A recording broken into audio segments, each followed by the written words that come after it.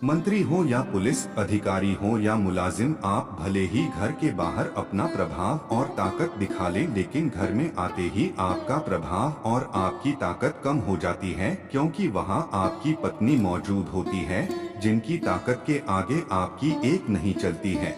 ऐसी बातें अक्सर लोग एक दूसरे से करते हैं और इस विषय पर बहुत से चुटकुले और जोक्स भी बने हैं। इन सब की वजह क्या है, आपने कभी सोचा है? दरअसल इन सब के पीछे 5 पौराणिक कहानियां हैं, जिनमें इस प्रश्न का उत्तर छुपा हुआ है। तो चले दोस्त शुरू करते। नमस्कार दोस्त, मेरे एक और वीडियो में आपका स्वागत है। अगर चैनल को सब्सक्राइब नहीं किए तो सब्सक्राइब करें। 5 कहानियां जो बताती हैं क्यों पति अपनी पत्नी से डरते हैं।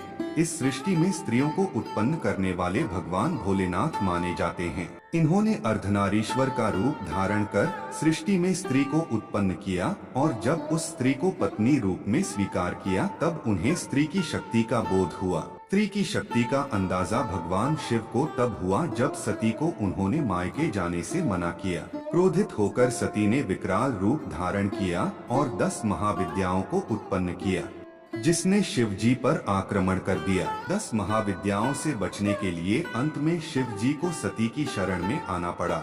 यानी भगवान शिव और सती ने इस बात को तय कर दिया कि पति पर हमेशा पत्नी का राज रहेगा। भगवान शिव ही नहीं, पत्नी का प्रभाव बैकुंठ में भी दिखता है। भगवान विष्णु की पत्नी देवी लक्ष्मी यूं तो हमेशा विष्णु भगवान के पैर दबाते हुए दिखती हैं, लेकिन एक बार दुर्वासा ऋषि के शाप के कारण नाराज होकर देवी लक्ष्मी बैकुंठ छोड़कर अपने मायके सागर में चली गई।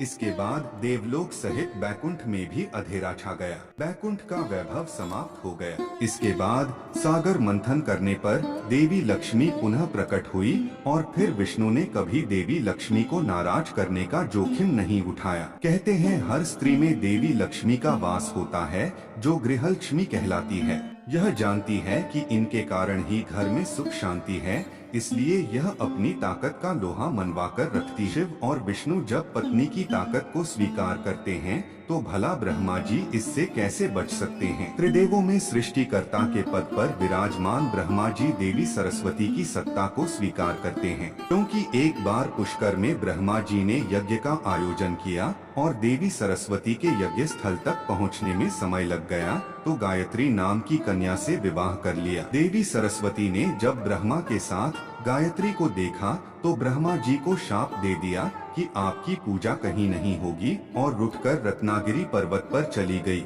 यहाँ देवी सरस्वती की सावित्री रूप में पूजा होती है।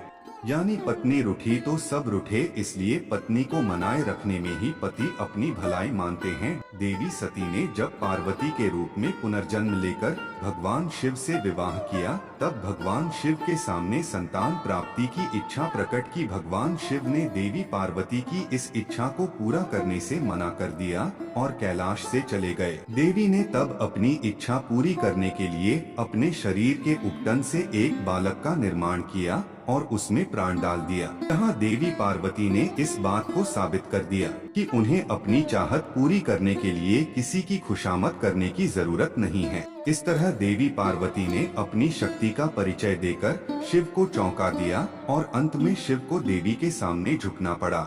यानी स्त्री चाहे तो अपनी चाहत को अपने बल पर पूरा करने की ताकत रखती है। यह बात पुरुष मन अच्छी तरह जानता है, इसलिए स्त्री शक्ति के आगे हमेशा सिर झुकाता है।